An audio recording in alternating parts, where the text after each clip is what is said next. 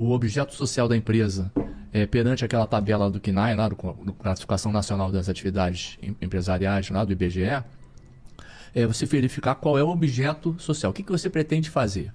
Se eu pretendo comprar, vender, alugar imóveis, por exemplo, então esse bem, além de ter esse CNAE que me permita comprar, vender e alugar, eu preciso ter uma classificação contábil dele correta.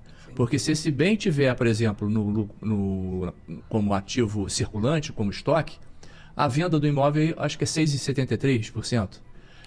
Depende da forma de tributação. Não, lucro presumido. Lucro presumido? Então, se ele tiver como estoque, aí ele vai ter uma presunção diferenciada. Ao invés de ser 32%, vai ser 8% e 12%. Onde você consegue encontrar uma alíquota efetiva em torno disso aí mesmo. Na faixa de 6,73%.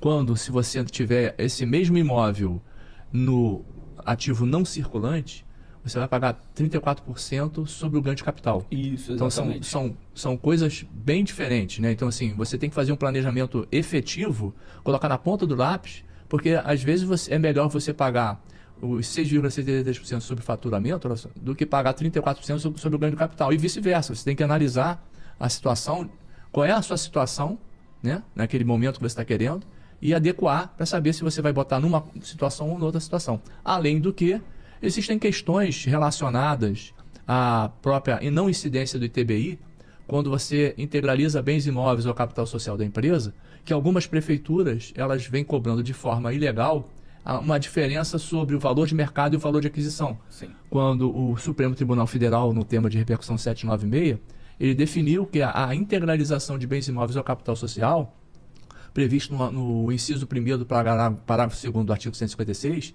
essa primeira parte é incondicional. Só se condiciona a análise da preponderância da transação imobiliária a segunda parte do inciso, que são os casos de fusão, cisão, incorporação e extinção.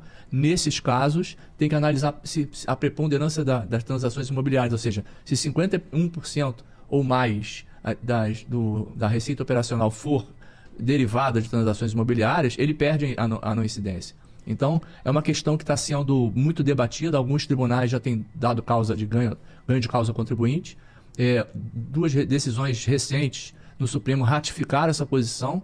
Então, assim, é uma questão que a gente precisa analisar no planejamento como um todo, né?